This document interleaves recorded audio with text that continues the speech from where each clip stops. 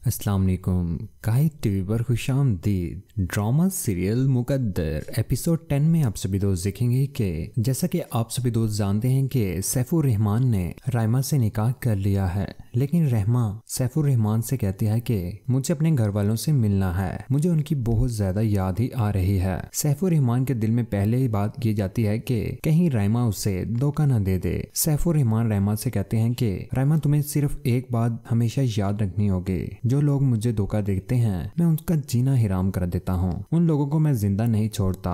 अगर तुमने मुझे धोखा देने की कोशिश की या धोखा देने के बारे में सोचा तो मैं तुम्हें भी जिंदा नहीं छोड़ूंगा, मैं तुम्हें जीने के काबिल नहीं छोड़ूंगा। लेकिन राइमा सैफुर रहमान से कहती है कि भला मैं ऐसा क्यों करूंगी, आखिर आप मेरे शोहर हैं, चाहे जैसे भी हैं, मैं आपका नाम बदनाम क्यों करूंगी। मुझे सिर्फ और सिर्फ मामू और मामी जान से मिलना है, आप मुझे उनसे मिलने की इजाजत दे दें। और सैफुर रहमान राइमा की बातों में आ जाता है और उसे कहता है कि ठीक है, तुम उनसे मिलने के लिए जा सकते हो। उधर सैफुर रहमान के सर में अब टक्कर लगने वाली है कि अब सैफुर रहमान की बेटी जब उससे कहती है कि क्या अब मैं सिर्फ सास से शादी कर सकती हूँ या किसी और से नहीं। सैफुर रहमान पहले तो हैरान रह जाता है और फिर कहता है कि इस बात का क्या मतलब है और तुम्हारे कहने का क्या मतलब है। उसकी बेटी आगे से जवाबन कहती है कि मुझे जिंदगी में कभी भी साद के अलावा कोई भी पसंद आ जाए तो क्या मैं उससे शादी कर सकती हूँ या फिर मुझे सिर्फ और सिर्फ साद से शादी करनी चाहिए। सैफुर रहमान बड़ी नरमी के साथ अपनी बेटी से उस आदमी या उस लड़के को मैं तुम्हारा गुलाम बना दूंगा, लेकिन शादी तो तुम्हें साथ से ही करनी पड़ेगी,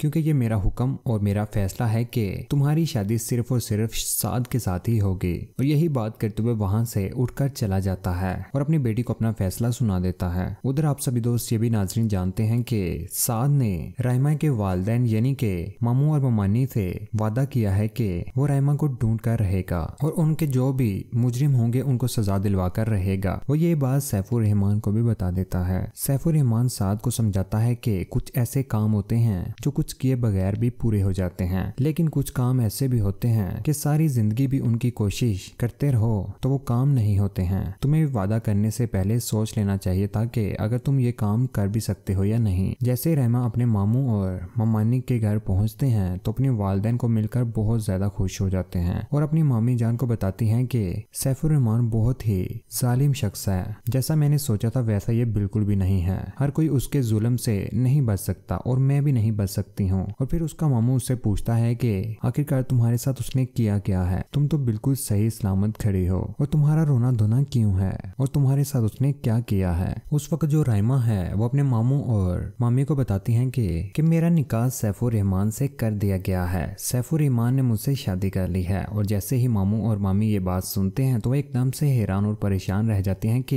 ये तो हमारी बहू थी और ये सैफुर रहमान ने क्या किया है। लेकिन दोस्तों आप सभी दोस्त क्या चाहते हैं, अपनी कीमती राय का इज़हार नीचे कमेंट सेक्शन में जरूर कीजिए, वीडियो को लाइक कीजिएगा और हमारी वीडियो आप सब दोस्तों के साथ जरूर शेयर करें। चैनल पर नया सब्सक्राइब करने के बाद बेल का बटन जरूर दबाइएगा, उसको फायदा होता है फ्यूचर में हम वीडियो डालेंगे आप तक जल्द पहुंच जाएगा। अपना ख्याल रखिएगा, दुआ में याद रखिएगा। अल्लाह हाफिज।